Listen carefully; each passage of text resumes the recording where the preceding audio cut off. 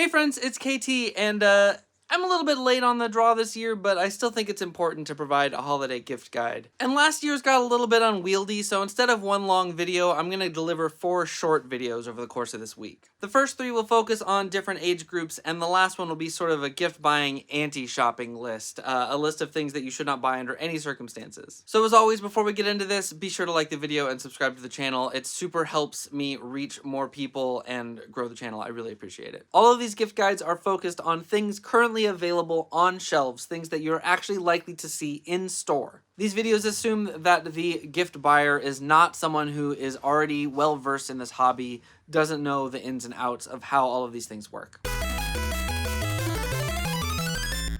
And this video is the one that I like to say that I don't actually want to make, but that's not really true. It can be fun to trash talk stuff that we think is bad. Now, in the little kids gift guide, I mentioned that the Stormlander is the only Minecraft blaster that I think is any good. Realistically, any of the Minecraft blasters, they're acceptable. Most of them are micro shots. The bow is very weird, but it's a fun toy. However, the Pillager's crossbow is garbage, and nobody should buy it ever, ever, ever, ever again. It's just a 3-shot smart AR with an extremely uncomfortable grip, and don't let the look of mine fool you. I have painted this one to look more like a Minecraft crossbow. If it looked like this, I might be able to recommend it, but it doesn't.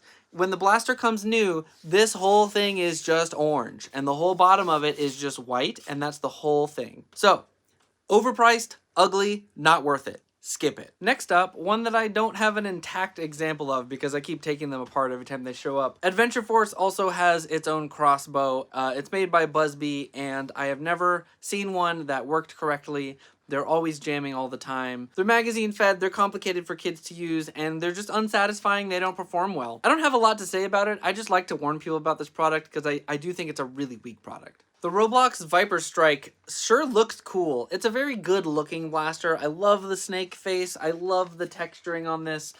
But everything about the grip and the functionality and how often I've had jamming problems with it, and most importantly, just how flimsy a lot of the plastic parts are all over it. I just think it's way overpriced.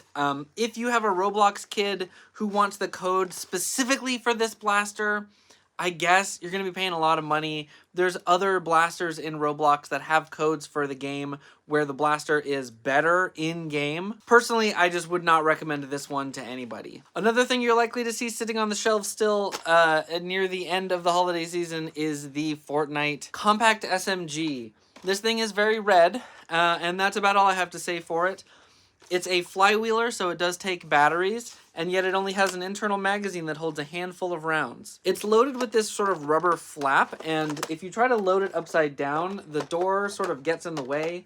You can flip it over, and you have to lean it forward to get the door to stay open, and then you can put rounds in it. Then you can rev it up and fire it, but it's just bulky and awkward. It doesn't really look that much like the in-game object. Even with Fortnite fans in the household, this one has gotten passed over many times. Getting into the realm of slightly more competitive, harder-hitting blasters, the Adventure Force Monolith was Adventure Force's attempt to make something comparable to the Nerf rival Percy's. Functionally, it has this cool little hopper on the side. You just dump rival rounds in there, and then you rev and fire. It runs on a number of C batteries or D batteries. The batteries are very expensive. Performance has always been sort of meh on it. It tends to angle one way or the other. Most of the shots tend to angle one way or the other. I spent a long time and made a number of videos trying to modify this to get it to perform well and was never happy with the results. Even on 3S, there was barely a performance boost and it sort of sprayed rounds all over the place. And because of the way that the hopper is designed, it's difficult to increase the capacity.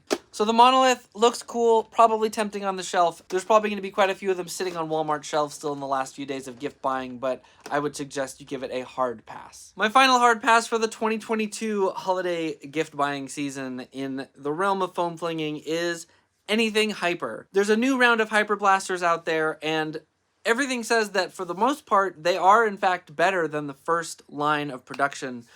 But the problem with hyper still isn't really the blasters. The ammo itself and the how hard it shoots, it's not appropriate for indoor play because it shoots too hard. but it's not appropriate for outdoor play because the rounds get lost so easily and they don't biodegrade like gel balls supposedly do. In fact, Hyper isn't allowed at most outdoor clubs. There's really nowhere to take it to play. So I still definitely suggest that even if it's the last thing on the shelf, you do not pick up any Hyper Blasters. So thanks for checking out this gift buying guide. I hope it's helpful. Be sure to check out all the other gift buying guides. As always, be sure to like the video. If you aren't already subscribed to the channel, please hit that subscribe button. And until next time, I'll see you on the field.